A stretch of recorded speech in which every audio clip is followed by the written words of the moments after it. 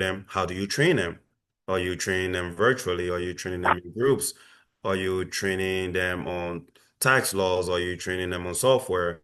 Are you training them on CRM? So then the training becomes very vast, based on what their needs are and where you're meeting them. Are they experienced? Are they not experienced? Like even something as easy as common as customer service. How are they greeting customers? How are they speaking to customers? How are they resolving customer issues in terms of distress? So it's like a whole a platform of support that you will have to provide throughout the season and before the season. So let's talk briefly about recruiting. As we spoke earlier, we want you to focus on a specific target audience. These are individuals that are leaving H&R Block, they're leaving Jackson Hewitt, Liberty, and any other one of those big brands that you want to take them from there because they're probably getting paid hourly and you want to give them a business opportunity. You want to do a revenue share with them. So if you can identify who these people are in your community, in your network, you will be able to recruit them and it will be easier because they come already with some level of tax preparation experience. So from a target audience perspective, you want to go after those type of individuals. You also want to go after newcomers that just got their P10 numbers. That's a list. It's called, you can pull from the IRS, it's the Freedom of Information Act, and you will be able to get new tax preparers in your areas. Now, there's a high probability that they're already working with somebody or they're thinking about opening their own company. So what type of incentive are you going to be able to provide for them? These newcomers that you got to figure out a way how to reach out to them, how to speak to them. Unfortunately, the list that comes from the Internal Revenue site, it does not have email addresses, just telephone numbers and regular addresses. So you're gonna have to do some footwork to be able to reach out to them. Additionally, you can also go after experienced preparers who are seeking independence, right? Preparers that looking for ways to just be independent. They're working with someone, they've been working there too long, and they just want to do their own thing. So, and then basic entrepreneurs. I know when I started doing it, like I'm not an accountant or CPA, but it's just the entrepreneur spirit. So going after those type of individuals, I think is your actual target audience. And if you can like just stay within that realm, right? For your first year. Don't try to go outside of that. Don't try to go outside of someone who has been with Drake for 20 years. Don't try to go outside someone who already has an office and have all these incentives that you're not going to be able to match because you're going to get frustrated. You won't get any customers. And then next year you're looking at your numbers like, man, this is a complete waste of time. So you want to go after individuals that you know for a fact that you can close easily and you can train and you can mentor. It's all about mentorship. So, any questions on target audience, No. Dominique? Nope. All right. And then so once you we already know who they are, who our customer profile looks like, how do we recruit them, right? Like where do we find them? Are they on Facebook? Are they on Instagram? Are they on LinkedIn? Sometimes we just go look for people. Like we join all types of groups, entrepreneurship groups. We join tax preparation groups in the area, just any type of social media group that we can go in and see who's doing what, so that we will be able to at least start that conversation to see, hey, do I have? Can I offer them something better? So social media is a good platform. It can get overwhelming because you'll see a lot of different ads, a lot of different promotions, but you have to kind of be strategic how you utilize it. And I think it's a good tool, but it has to come with a strategy. A lot of what I've seen, a lot of other service bureau do like host community workshops, an info session. They'll rent a public library space and just, hey, business opportunity, put flyers out, become a tax preparer, and you get like five, three, four people in one room. And then you have your packages, you have your information session, and you recruit from there. Sometimes I've seen people do virtual webinars just talking about the company, talking about the services, talking about the business opportunity. So you have different recruitment channels that you could use. All might not work for you. You have to pick one or two that works for you and do it right, or just deploy a mixture of it. And then you can kind of manage it, look at the data to see where exactly you're getting your leads from and how do you put more in there. You could do referral incentive. If you recruit one preparer, you can say, hey, do you know someone who wants to do taxes? I'll give you $100. Just something to help them become your foot soldiers and help you recruit. Any questions on that session? No. Nope. Have you I guys have a go ahead? question for John. I know you've been looking on Indeed. Where else would you go to recruit? Do you like go on campuses, university campuses? Do you try to scope out some of the like the offices that Fiction Block has? What do you usually do? So I don't have experience in going after on campuses. It might be a good idea because students want to be part-time, but I'm pretty sure they're not thinking about starting their own company, right? Um, Not all of them at least. So this program is really designed for people that looking for a different like opportunity. They've started working, they've started some level of career, or they don't have a career. Um, so I haven't seen any success, or I haven't like heard anyone who have really gone to college campuses to recruit tax like start your own tax business type of customers.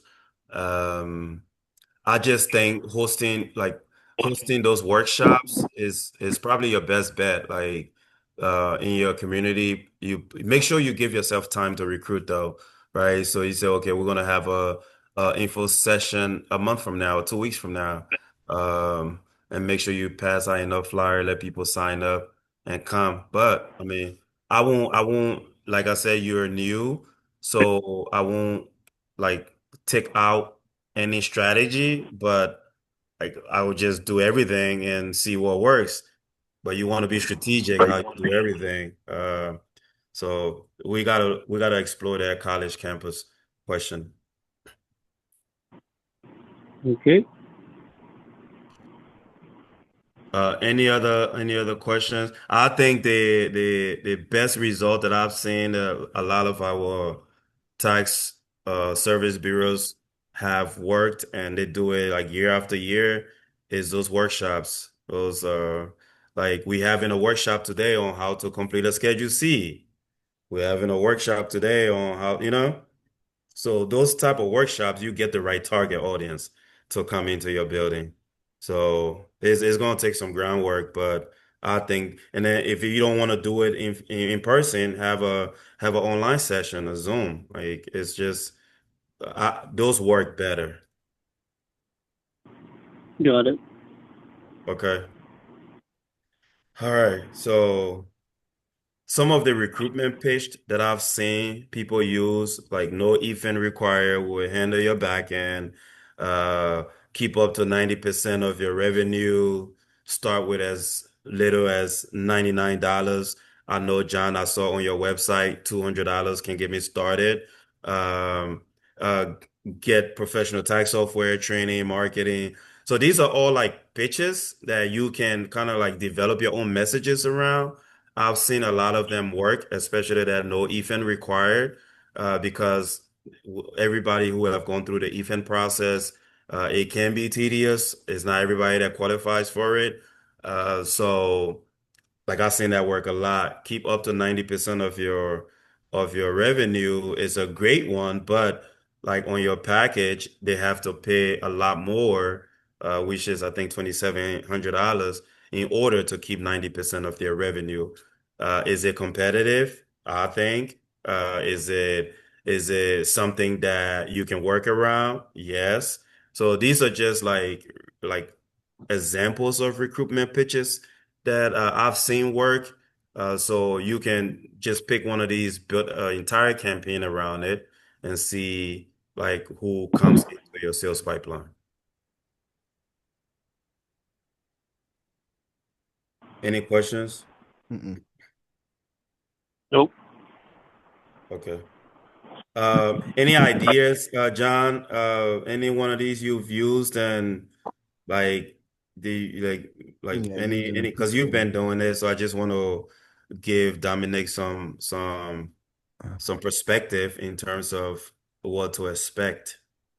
one strategy I used is the Freedom of Information Act with the P10 list. And like you said, it's not really too much information on there. But with skip tracing methods and everything, I was able to locate numbers. Sometimes the numbers are on there too, and just calling about 50 to 100 people a day. Um, Okay. Now, that's one. have you been able to track success? Oh yeah, most definitely. Okay, awesome. All right. That's a good one. Dominic, any questions, feedback, clarity, concerns?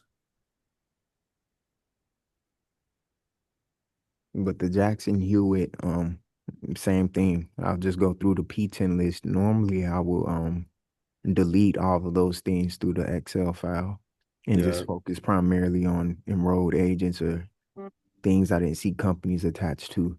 So, but actually keeping Jackson Hewitt, Liberty Taxes, and H&R Block will be a great start because a lot of them, they already have a book of business. They probably yeah, have their relationships with clients already and is trying to find a better route for them to acquire income. yeah, And that's normally, true. and normally with H&R Block individuals, they're held captive. They are not allowed to have an EFIN. So, um, once they do get an EFIN, it's not like something where they can pull an investigation out, right? Because they don't have no history of having an EFIN. All right. Okay, so good. Move on. So once we've gone through, and like I said, this is real high level. Once we've gone through who our target audience are, we figure out the right recruitment channels for them, and then like what's our pitch, right? Like I know John, you were big on that. Like what do I say? What's the pitch? Once you like put your campaign together around what your pitch is and it starts working and you start getting lead, you have to make sure you have a very professional and solid onboarding process, right? What you don't want to do is you recruit me and I'm like, okay, what's next? Right? You want to make sure when you recruit me, you put me into that process. What does that process looks like, right? So step one, you got to give me some type of application, like whether it's through your website or through something, like I got to give you something. So whether it's P10 verification, my social security, like that application process has to be on point. You got to collect some type of application. You got to verify that they either have a P10 or they're eligible to get a P10. If they cannot get a P10, um, I think it's a waste of your time because then they're going to be using somebody else's P10 and you don't want to get involved with all of that compliance issues. So make sure you have some level of applications ready, whether it's on paper or it's a digital form. Once you collect everything, we have samples of what those looks like. Then you verify their P10, see if they can get a P10 if they've never had one before. And then you go into what the package looks like, right? Do they qualify for 90-10 a revenue share, 70-30 revenue share, or 80-20 revenue share? So that's step one in the onboarding process. Make sure that you collect that application, you verify their P10, and then you guys can work together in terms of what package benefit them the most based on their current circumstances. Step two, That what I Also, I think we have to do some background checks too, right? Otherwise, we're going to be liable for negligent hiring if someone sues us for poor service. say that again. Like we have to do background checks too for the like as part of the application or interview If process. if The these people are not prosecution your liable. if they're not your employees, so they're not your employees. They're your you're selling them a business opportunity, okay? Um, they're not your employees. So if they consent to it, then that's fine. But I don't want you to think about it like these people work for you. Uh, they look at it like you look at it like you run a Jackson Hewitt, uh, and then you're the corporate, right? And then you sell franchise opportunities. Does that make sense? So Yeah. each one of those franchise opportunities are their own LLC. They're their own office. They're their own business per se. They have their own staff. They have their own onboarding process, which comes from above if you give them the blueprint to be able to do that. So I don't want you to get caught up on like the like they're like working for you, so you presume audit liability. That's not what this is. If that's the case, then you don't need to be a service bureau. You just need to get one tax software license and hire tax preparers and let them work for you. You don't need to buy a service bureau packet. Does that make sense? Yes. Dominic,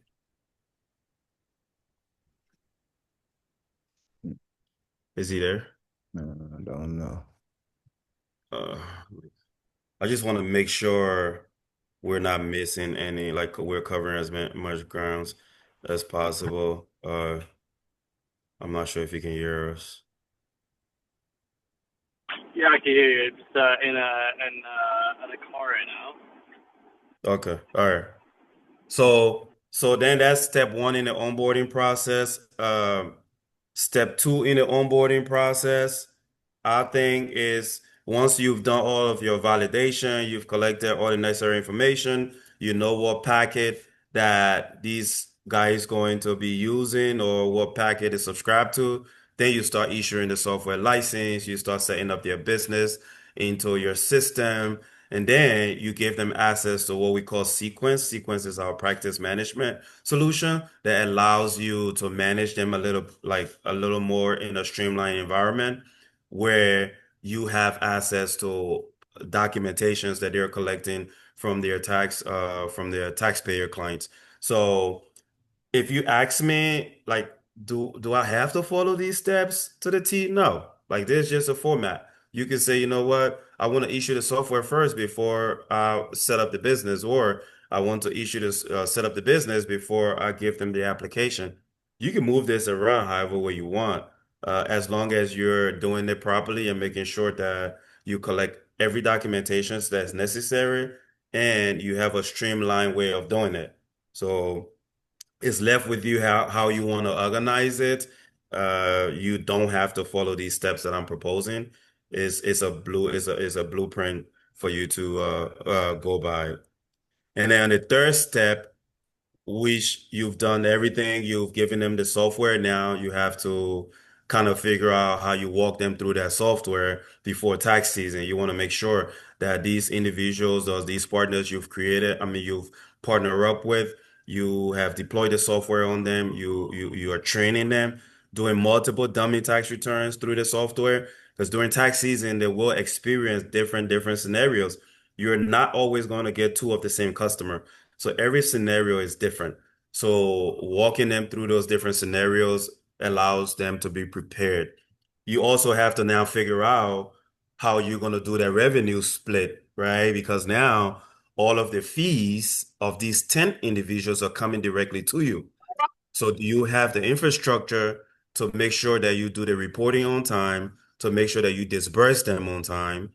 Whether it's a weekly disbursement, it's a daily disbursement. So you have to kind of figure that out because the money, the tax preparation fee does not go to the offices directly. It comes to your service bureau program. So on a given week, you might have like $100,000 that you have to disburse out. How do you do that? When do you do that? And what software or system are you using to be able to do that, right? So this is step three. That's your orientation. And the most important part that a lot of people don't pay attention to is that support part of it. This is where customer retention comes in. If they have a horrible support during the tax season, there's a high probability that after that first year doing business with you, they're going somewhere else. So you want to make sure that during tax season, they get the right support, whether they're calling you, they're emailing you, they're texting you. How quick is your window in terms of turnaround to ensure that they get the right support? Those are all things that you will have to factor in as you go into a live tax season. Any questions, No. Dominique? Can you elaborate on a little bit more, like what do you mean by support? Like usually what do they look for? What does good support look like? A good support is I'm doing it I'm on the computer and a client is sitting in front of me and I enter their data entry information into the system, but the software is not calculating properly, right? And I'm struggling. I don't want the customer to see that I'm frantic, like, but I gotta call somebody, I gotta text somebody, I gotta email somebody. Now, whatever method that you create for your folks, your offices, that hey, this is the support line, whether it's a text or it's email. How quick are you responding to that? How quick are you helping your customer to solve that problem right there and then? A support problem could be they're trying to print a check on check day, and their printer is jamming, right? Or they misprinted a check. Like, how do you respond to that, right? So support is vast. Or sometimes you have offices that it's just user error, like they just don't know how to navigate the software, and they call you for every little thing, right? How do you handle those type of customers without being frustrated, and then without they being frustrated because that frustration gets passed down to the customer?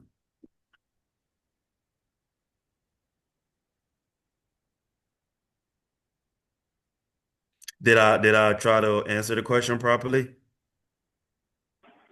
Yeah, thank you. Awesome, awesome. All right. Great questions, guys. And then step four in the onboarding process really is training, train. You have to set some course recommendations for them.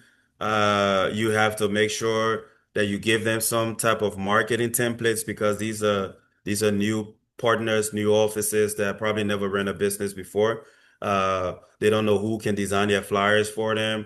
Like they don't know none of these things. So now this is where now that 30% that you're about to deduct from them, this is where you have to pay for it. You have to make sure you provide all of these things so that they can go into the tax season ready. So training is very, very important, um, like throughout the year. So whether it's marketing training, customer service training, tax laws, tax updates, software, CRM, like you have to train, like you got to continuously train so that your partners can feel competent, right? So it can also justify why you're collecting 30% from their revenue or 10% or 20% from their revenue. So this is where you have to justify what that looks like. What type of added value are you giving them that they can't find somewhere else that you're charging them 30%?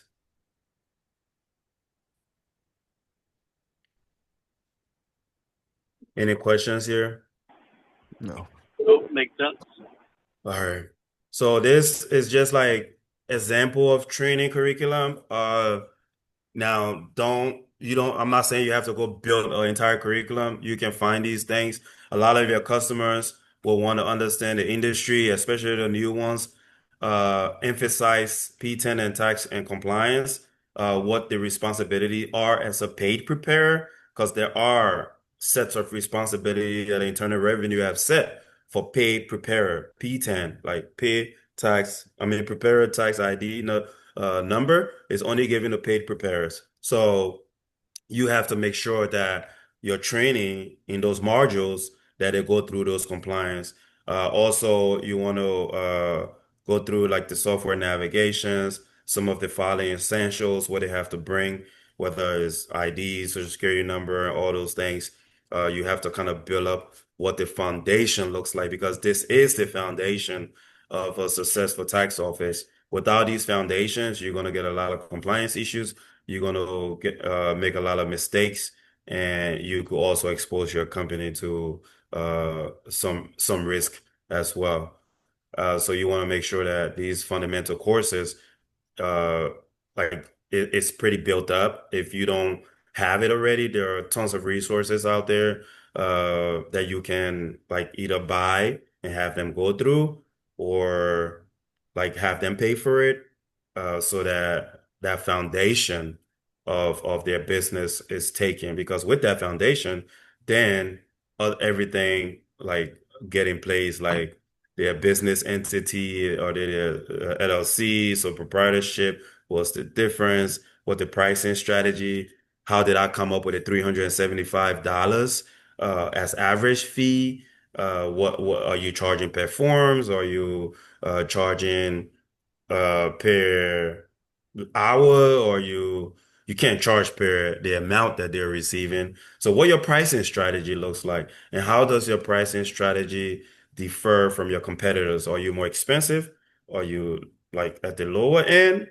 Are you in the middle? So all of those things you have to help your tax offices manage.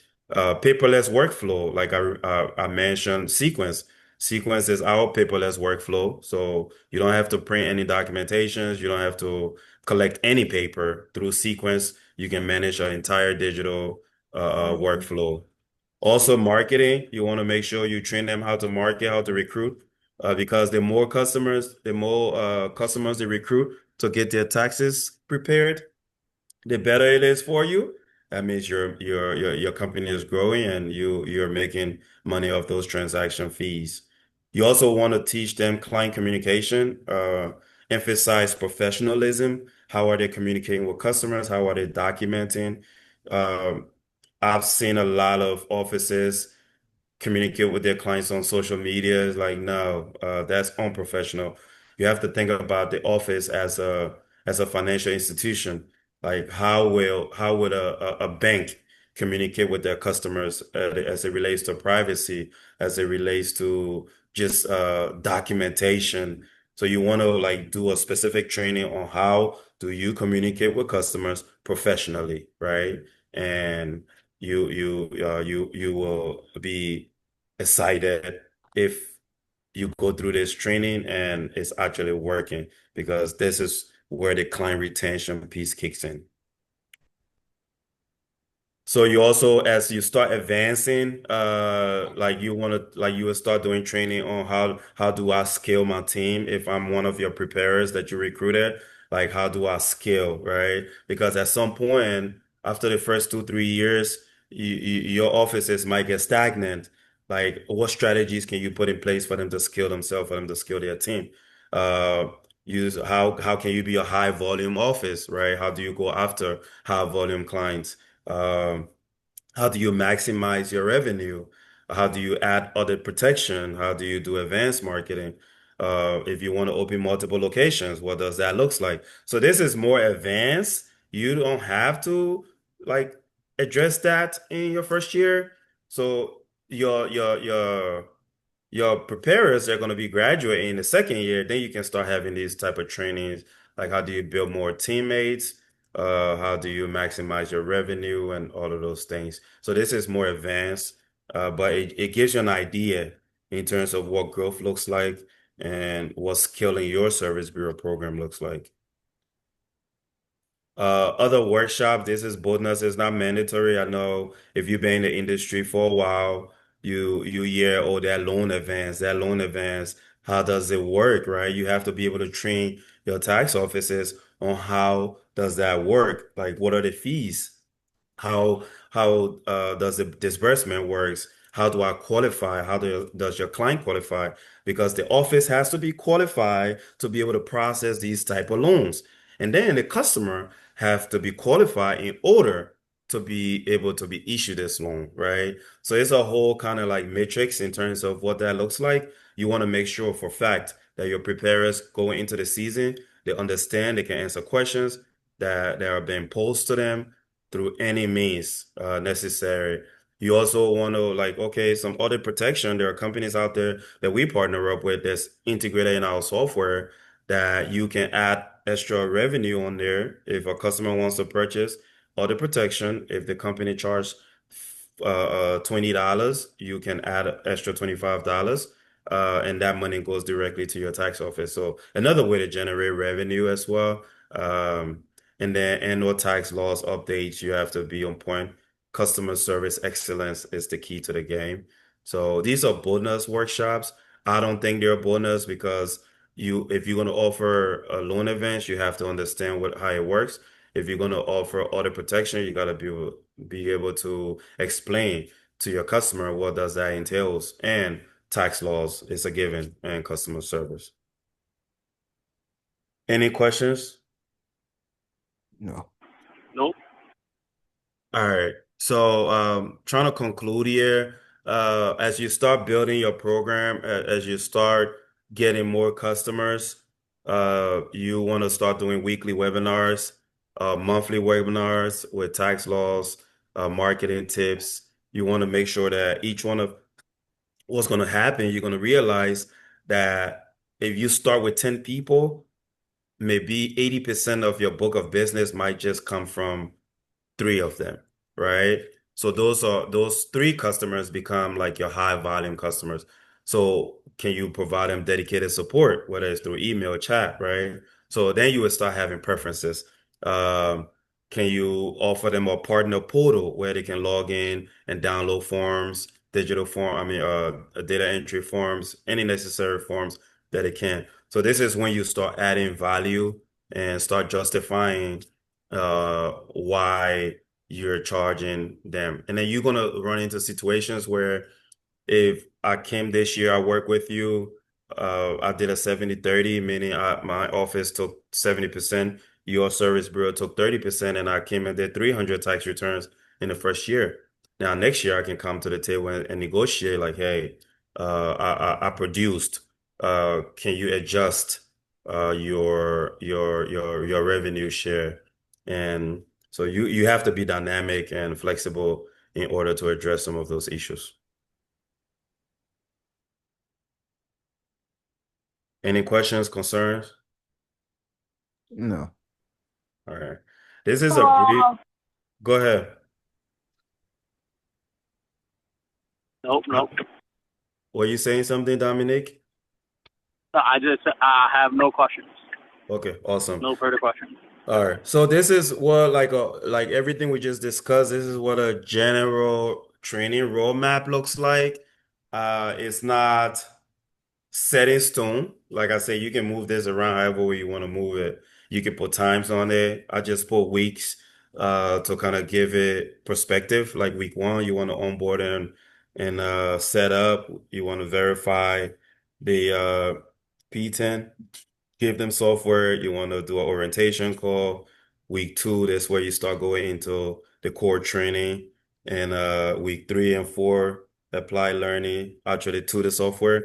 So I will send this to you. You can customize this however way you want to customize it. But uh, this is what a training roadmap looks like. Alrighty. Thank you. If any other questions, concerns, No. Nope. it We seems like it's a lot of information, but the most important information that I want you to gather from this call today is how do I recruit 10 individuals that are either entrepreneur driven or that have worked with Jackson Hewitt, Liberty, or any one of my competitors with at least a minimum of 1 to 2 year experience. That's like next steps. alrighty. Got it. Thank you so much. And I'll book another meeting once all of that stuff is completed. Say that again. I said I'll book another meeting with me and once all of that stuff is completed. All right. So, you don't, for now, you're gonna go through and try to figure out your recruiting strategy and then check back in with me to see where we're at, like how we're gonna approach it, correct? Yeah, but no, we're definitely gonna run scripts. I mean, I'm gonna have to call Dom. That way, he knows how to pull the P10 list and things of that nature. Provide him the skip tracing methods and the softwares that I use to skip trace, and then run scripts and calls. Just blast calls, do about 50 calls a day, and then try to get that 10 out of the way for him. All right, sounds good. Well, I'm here. Let me know. Shoot me an email. If there's anything I can help with, I would like to touch base in a week or two. So just keep me on your radar, okay? Alrighty. Huh? All right. Thank you. All right, Dom. Hi, yeah, I have a question. John, do you want to do a offside call later? Yeah. Okay. What was the question? No, that was the question. Okay. If we wanted to do the offside call later. Okay. Alrighty. All right. Alrighty. Thank you, Alpha. All right, guys. Enjoy the rest of your Thanks evening. so much. Thank you so much. Bye-bye. Thanks.